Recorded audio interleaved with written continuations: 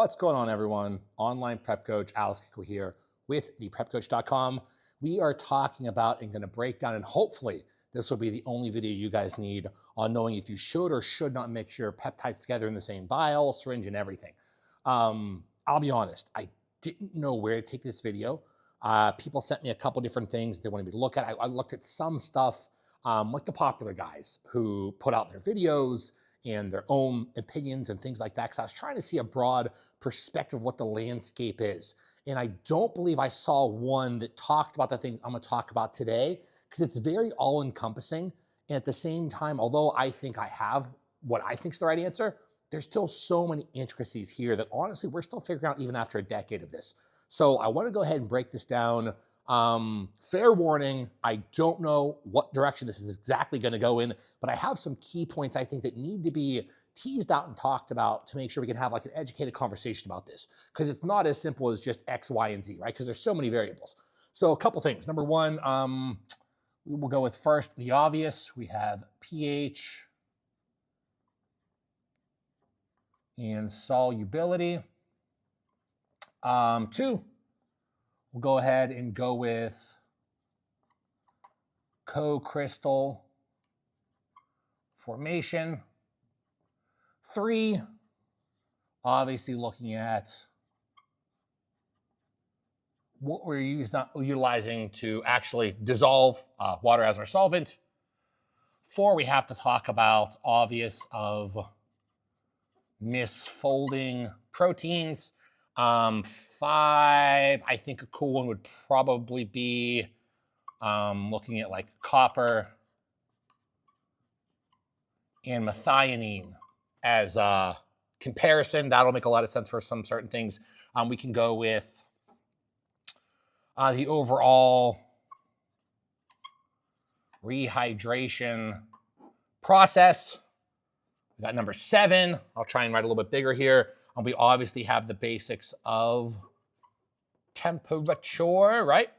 And then the last one I think we should probably hit on is, probably the concentration. So really, like, how many milligrams are in your vial, because that will change things. So a lot of things. Those are the 8 things we should talk about. And I think right out of the gate, first aspect with pH and solubility, let's make sure we're on the same page. And understand, this is a sliding scale like you're about to see. pH is not stagnant. pH and solubility almost depend upon each other and have a co-relationship, and they will change over time. So a lot of cool things going on.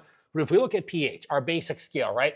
We're going to be having 0, 7, 14. Yep, you guys can see that pretty good. Obviously over here, we're having more of our acids. So something like lemon juice. In the middle, this is more of our neutral zone. So something like the polarity of good old water. 14 being more of our base. I think the classic example is really baking soda. So that's understood. I think everyone's on the same page with that. If we look at like, we'll do hydrogen and hydroxide ions, I think that's probably pretty important to understand here as well.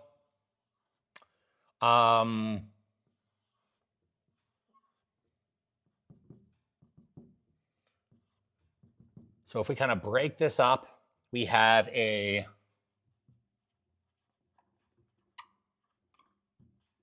hydrogen ion and a hydroxide ion. Very important to understand as you're going from acid, base, and everything in this whole chemical-based world. Mainly over here, what we want to focus on is 2 things. First of all, we are seeing loss of electron, which means, I guess we're going to call it pronation. So you're having additional protons being added, right? Whereas more on the hydroxide side of things, we have the added electron, basically, but you have depronation. So obviously that doesn't make sense just looking at it, right? So the step further that we have to go to understand why the hydrogen and hydroxide ions play a part in the acid neutral base conversation and answering the conversation of pH and solubility, we kind of have to go into the pH of these compounds, right? So I'll put this over here. I think we want to leave that there because that's a very important part. If we go with, I'm going to run out of room. This is why I need a bigger board, right? So we're going to go with, we'll go with the actual, I can have the name of the compound and the pH. I'll just obviously say that. So we're going to have a column of compound and then compound of actual pH, rough pH, right? If we look at something like BPC 157, we're looking at what? That's pretty neutral. That's about 7.0. If we look at something like TB 500, that's about 7.0 to 7.4, getting ahead of myself there. If we go to KPV, we have 6 to 7.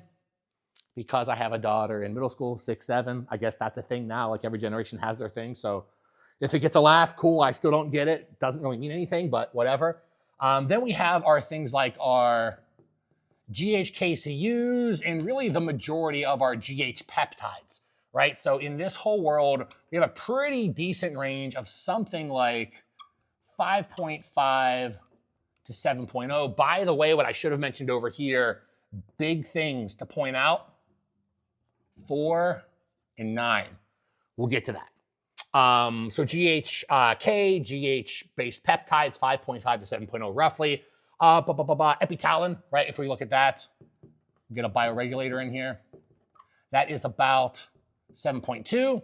And then if we look at, we're just going to say GLPs, but semaglutide, tirzepatide, retatrutide, roughly, depending on the product, we're looking at about 7.2 to 8.0. So understand there is a range. These can be slightly off, slightly higher, slightly lower. pH is not a stagnant system or concept. It's ever evolving. So if we understand, first of all, the mixing, because this whole conversation is going back to should we mix our compounds or shouldn't we? Well, from a pH-based aspect, ideally, we want things that have similar pHs. We don't obviously want to be mixing things like acids with really high bases, right?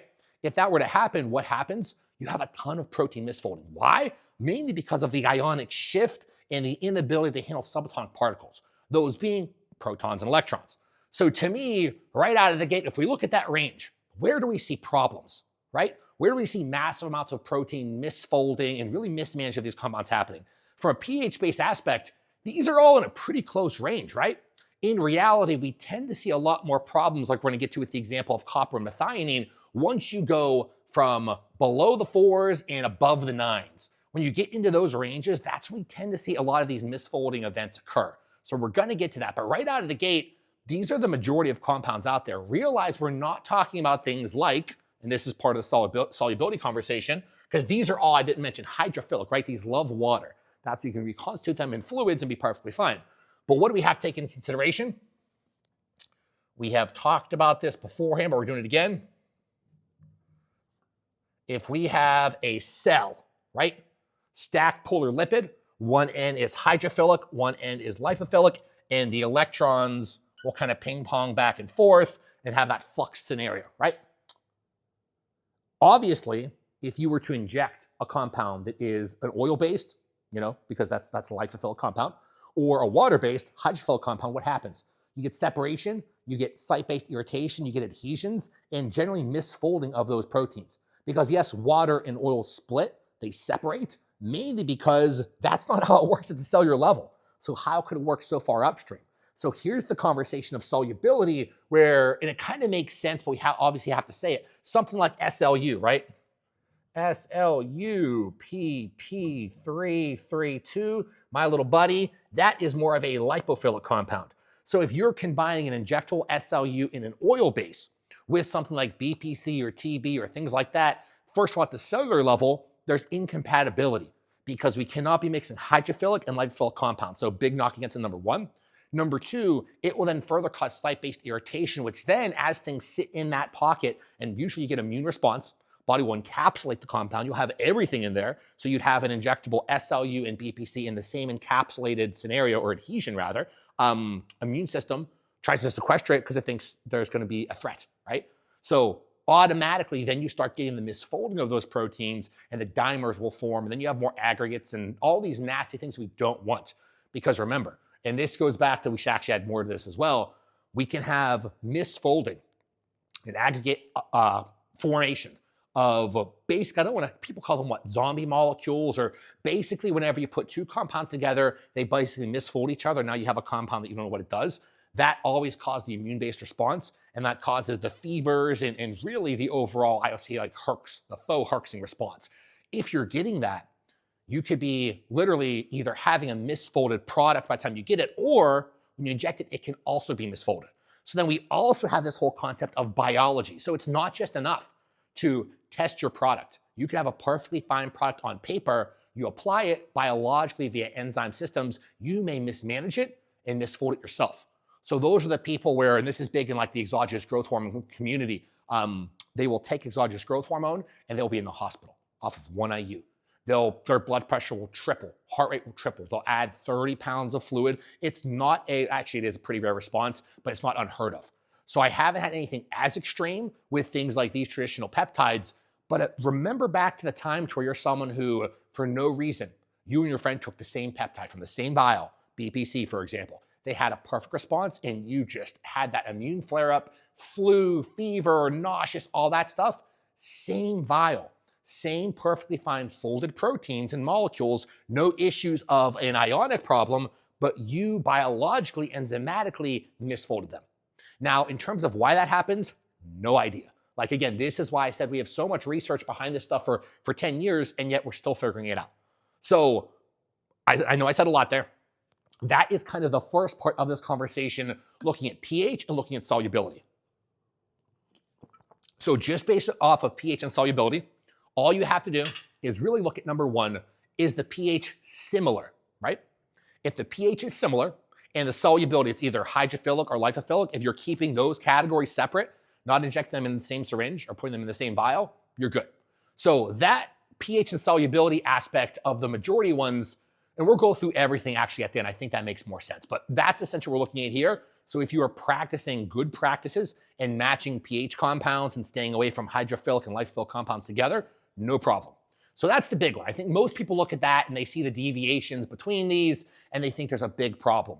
But the bigger problem comes in at 4 less, 9 plus, which we'll talk about. Co-crystal formation. This is a big one, essentially. So I'll go pH and solubility over there. Co-crystal formation, this is why I said I was going to run out of space. I'll kind of shorten it. Co-crystal formation is essentially a binding problem. So what you can actually have whenever you put these same peptides into the same vial and you reconstitute them is you can have different areas of their structure, their chemical structure, actually binding to the wrong areas of others, right? So ideally we'd want like a hydrogen, something like that, but instead we could have different rings and different substructures actually binding, and that's you have co-crystal formations form. Now these co-crystals are essentially what I talked about before, where you have like these, the zombie molecules. Again, people name a bunch of different things, but it's essentially a new form of a molecule that you didn't want in the first place. Because BPC and TB are not the same. You put them in a vial, you put your water in them, and what happens? They're not really like BPC over here, TB over here, right? You can't have BPC and TB combining, forming, binding in properly, and then having that co-crystal formation. Now, the problem with that is it's very rare that that happens because of these compounds, because of their pH, because of their solubility, but it will depend on everything else we're about to talk about. So as you're about to see, beyond just our biological system and where we're getting it from, we also have to account for how things are stored and the dosage. Like we're going to talk about all that. But so far we have two things, right? We have the pH and solubility. To me, that's not that big of a deal for practicing basic stuff. So we're going to go ahead, we're going to X out that one. Not that big of a deal if you're doing the basics right. You can, by the way, screw that up, obviously. Co-crystal formation, the binding. So the inability, or rather the improper binding, to me, doesn't happen. And by the way, co-crystals can be also named about a dozen other names. So that really doesn't happen. Again, it can happen. Certain people can have that immune response to one vial or some poor response to one vial of BPC or TB or whatever. Then the next time you do it's not there. That's usually what happens over in there, but that's a low probability problem. Now we also have water. So the water conversation, It goes with the co-crystal formation because as the solvent being a polar compound, this is where we're actually causing the rehydration to occur. So although you can have GHKCU like in the globend or the clobend, things like that, everything in a lyophilized powder, little puck in that vial, it's not been rehydrated. So it didn't really have the potential to have that co-crystal binding problem or formation occur. Once you add in water, that can change things. So this is why I'm kind of the biggest fan of bacteriostatic water or traditional sterile water, like some of these basic ones, because that almost never causes problems. We went over the benzyl alcohol content of bacteriostatic water and how I really don't think that's a big deal. But water as a solvent, to me, is never really a problem. I only put that one up here because I saw a couple people were mentioning it about just because you are mixing things together doesn't mean they're being cohesive with each other. So it's something to consider, but I don't think water quality is the problem here, right? Because if you were using sink water, tap water, things like that, okay, that will cause direct co-crystal formation. We've seen that cause immune problems. But to me, that's basic. It still needs to be talked about. If you also want to go a step further, if you're putting your peptides, once you reconstitute them in a quantum block, there is even less of a potential to have the water solvent rehydration co-crystal form and binding problem. So I think one of the things why I've never had a problem with this is because I've put every single vial into a quantum block. So, and again, it doesn't have to be a quantum block, but something that modulates the coherence of these actual molecules. So it keeps TB500 spinning at that resonant state, keeps BPC spinning at that resonant state, and you don't have problems, right? Because the whole conversation here is rehydration, then problems, right? Again, assuming you had a good product in the first place. So I don't think that the water solvent rehydration portion is a big problem, assuming you're not using sink water. And if you use something like a quantum block, it will only make things more cohesive, more coherent, and less of a potential problem. Especially with some of the new ones, like they didn't have a newer one, but even the super block from Lila Quantum. That 5.8K on the Hawkins scale will also alter the spin of deuterium. So if there is deuterium in your fluids, then that's nothing to worry about because you're altering the spin, right? The resonant state. Now, the misfolding aspect, I had to put this up here because to me, this is going back to the manufacturing process, right? So misfolding, this basically shows up and we're looking at more from a structure-based aspect. So this goes into the quality of your source and the individuals you're buying your products from. This is why these days I only recommend to buy peptides from places that I know. Very kind of scary, but I think this is a good point to hit home. A very big name out there in the peptide world, with professional athletes that I work with, we had one individual who was utilizing a peptide from a source that I did not okay and verify. I said, I wouldn't use that. Please don't use it. Used it anyway. And lo and behold, he failed a drug test for ligandrol. So there was LGD, which is a SARM, in his SLU PP332, which should not happen. That's a big deal, and that's kind of scary because you could have someone who's in the longevity category or community, or God forbid, an elderly individual or a child take that SLU thinking it's improving their health, and then all of a sudden there's a SARM in there. So this is where trusting your source matters. So beyond testing your own products, because that's the other thing as well. What I am trying to start to do is not just test things myself, but give a fake name, fake address, create a PO box so that people don't see, oh, Alex Kickle, let's send them the good stuff. I would like to take it to that next level to make sure that people aren't just giving me good things because of my name. Because that does happen, sadly, in this industry. There are a lot of good peptide companies, but there's also just potentials because things honestly did change. I tried to not blow it out of proportion at the end of 2025, but since 2026 has happened, the amount of conversations, it's only been about 20 days whenever I'm recording this, right? So we're still like January 20th or whatever, not sure when this is gonna be released, but the amount of peptide companies that are popping up left, right, and center, it's like in 20 days, there's been 100 new companies. So it really has gotten a little crazy in the new year. And this goes back to if you're buying a product from a source you do not trust, do not know, do not have testing on, then you have the potential for receiving a product that is misfolded. When we say misfolded, we're essentially looking at the ligand, the hormone, the peptide, the molecule itself should be at a certain configuration, a certain shape, right? If you get your KPV, right, and technically it should look like a triangle. And due to manufacturing impurities, due to aggregation, due to just things of them, we'll say just, missing, just oversight, no quality control, it might show up and it might be looking like a circle at a chemical level. Again, it's obviously not like this, but I can't draw those structures on the board and I look retarded. So if this is the structure we want and it shows up like this, what do you think is going to happen? Immune response, inflammation, adhesion, encapsulation, problems. So if all of a sudden a compound you're taking, you have these crazy responses you've never had before, more than likely check your source. So to me, the misfolding, that's a big one, right? The structure is a big thing. So I'm going to put actually, I'll stick with blue. So if we X'd out the ones that are still problems, but I think if you're doing things basic and right, they're not issues, we're gonna go ahead, we're gonna put a big star next to that one. Now, copper methionine. So this is the one where it's super cool. Copper, right, will technically be something that can easily cause catalyzation and oxidation. So if we have something like copper that can easily drive oxidation, and methionine, which I'm just gonna say is weak, right? Methionine is pretty prone to oxidation and damage. So the methionine on a TB500, when in the same vial as GHKCU, so your glow blends, right? Technically, people have made the argument that copper will then potentially accelerate and drive oxidation of the methionine. So your GHKCU is damaging your TB500. Now, the problem with that is, where do these levels actually lie? It's going back to the pH, which is changing the conformational structure of everything we're talking about here. So oxidation of methionine or methionine, however you want to pronounce it, only occurs if it's below 4 or above 9.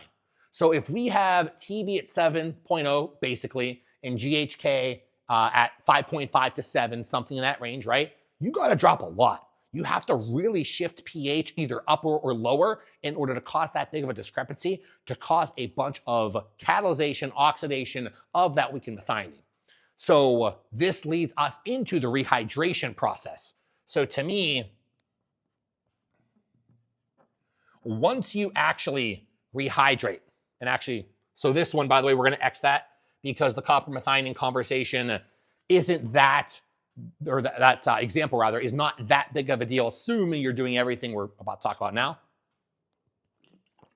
The rehydration process. The moment you add water to your peptides, proteins get rehydrated, let it sit for 30 to 60 minutes to allow them to fully rehydrate and absorb and molecularly take shape, basically.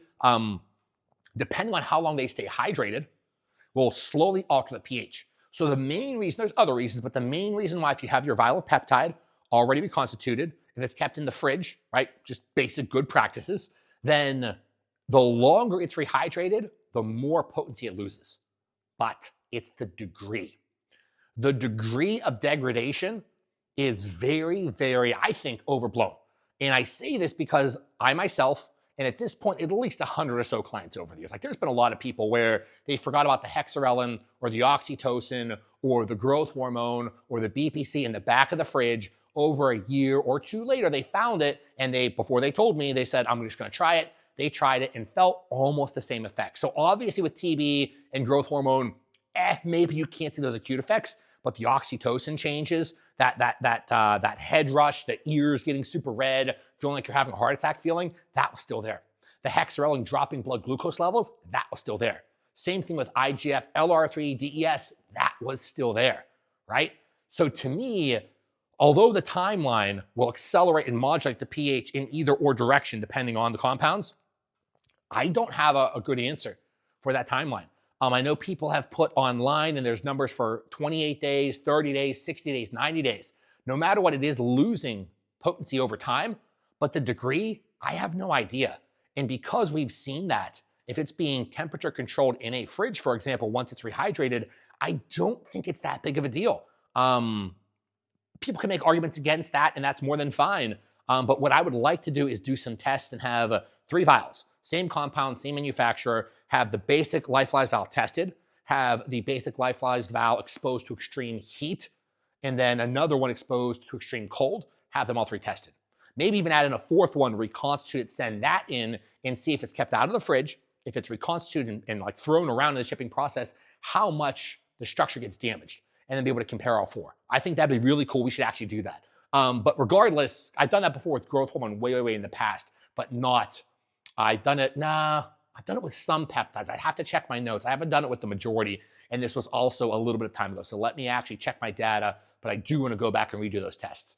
Either way, though, so the timeline, to me, I don't think that's that big of a deal because most people are using their vial within, a month, 2 months, 3 months anyway. If we've seen efficacy upwards of a year or so, again, I don't see that being a big deal. Something to consider, obviously, but there's that. Now, temperature. This is a conversation where I think you could go in either direction, right? We are looking at extremes. Extremes in all of biology, extremes in all of pharmacology is where you run into problems. So from a temperature-based aspect, I'm personally not a fan of freezing peptides, and I'm not a fan of putting them in excessive heats. Now, those two extremes, right? If you're having your vials just kept in the fridge, or even if they're unconstituted in a dark closet, for example, temperature controlled, I don't think they're that big of a deal. I don't see the reason why not to put them in the fridge, right? Temperature controlled, dark environment. I think that is probably the best place to put your lyophilized and unrehydrated proteins. Just put them all in the fridge. Even if you have a vial that was reconstituted and left out overnight that's obviously rehydrated, it's still overnight. You're not having that big of a temperature shift. You also have to consider light in this conversation.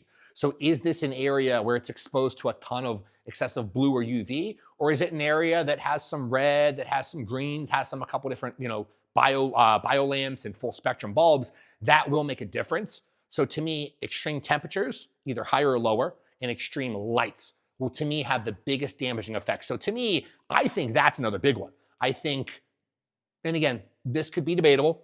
I am more than fine to agree to disagree with people on this one, but I am not a fan of freezing peptides because if you think about these peptides, these are basically living organisms. These are active molecules. And just because you don't rehydrate them doesn't mean they're not spinning at a certain resonance. Once you freeze them, that resonance to me goes down dramatically. So whether it's a growth hormone or even any of these peptides, I personally am just not a fan of freezing them because I don't like the extremes. Now, for brief periods of time, okay. Again, this is where I did do the test on growth hormone a while ago, and you do see potency loss over time in an extreme environment. But again, the degree depends on the duration. So overall, I'm just not a fan of extreme temperatures. So I think that actually is a big one to consider. Now, concentration. This is one I don't think anyone's talked about, right?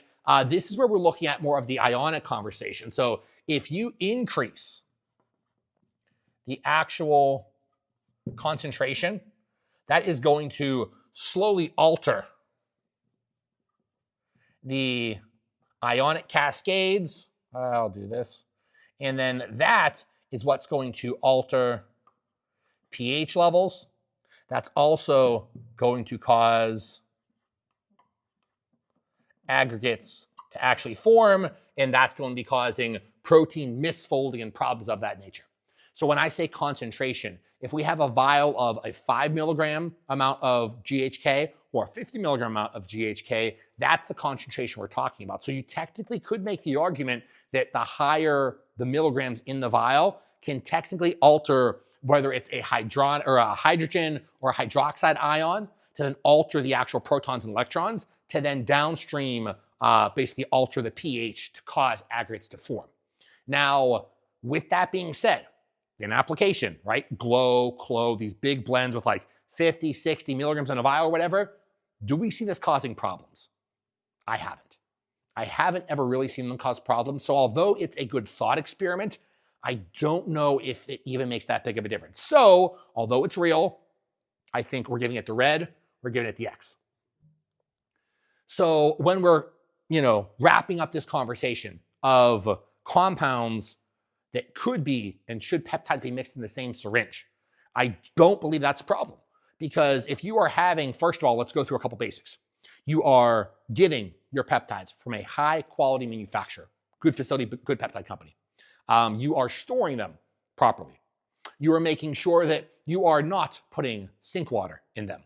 You're making sure that you are not combining things with drastically insane pHs or compounds that are more lipophilic and hydrophilic, right? We are making sure that the temperatures are not being extreme. So going back to storing things properly. If you do those 5 things, to me, the majority of these peptides have absolutely zero problem being in the same syringe. Now, if you go to the same vial and things are sitting over time, there is maybe a potential to have more problems with aggregation of concentration, with the rehydration timeline, with the misfolding and the water and the co-crystal formation, potentially. But I have never seen vials of combinations of GLPs or healing peptides or bioregulators ever cause problems. So to me, these are 8 points that I think need to be, or 9, whatever, need to be considered and understood. But the real take-home answer and message, at least from my experience and through my viewpoint, is that combining them in the same syringe, almost never a problem, as long as you're practicing everything we did. Putting them in the same vial, same thing, almost never a problem, as long as you're practicing everything we did. I think the most important factor to consider is the sourcing aspect and buying a misfolded product in the first place, which can happen, or the extremes, the extreme temperature, the extreme light. The extremes, to me, is where problems always occur. I don't feel like, though, if you're practicing the basics of pH and solubility, I don't think you run into a problem with co-crystal formation and the water solvent aspects. We really don't see the oxidation and weakening effect of copper and methionine, right? I just got blue on my finger. We don't see the rehydration occur in real time, so that's why I want to get those tested and have new data points for you guys, because in application, we don't see it being a problem. And then the concentration, although makes sense ionically, subatomic particle-wise, we also don't see that happen. So I think the whole peptides being mixed in the same syringe or the same vial has been massively overblown online. And I think it's a matter of potential, because the videos that I did watch, not all of them, not the full videos, just certain clips, it seemed very clickbaity in trying to just be different for the sake of being different. I don't think the majority of them, again, I could be wrong. I'm not talking bad on anyone, but I just feel like it's, I think it's a topic that gets a lot of buzz, so it gets a lot of views. And that's exactly why I love this group, because the only views it's getting are you guys. I don't care if this video gets 2 views or, whatever, 190 or whatever members we have. Like, to me, I want the information to be out there so you guys can make your own informed decision. You may disagree with me. That's more than fine, right? We can agree to disagree. But I think if you apply the basic science, some of the chemistry, some of the coherence in subatomic particle world, and then compare that and contrast that with real world application, right? Because books, research, all this stuff is cool, but if you don't apply it, it doesn't really matter. I don't think they line up. So even though there's multiple reasons why they could cause problems, we almost never see them causing problems in the first place. But if problems arise, you know what to do or what not to do. So that is the end of this video. As always, thank you guys so much for watching. Check out the prepcoach.com. See you next time.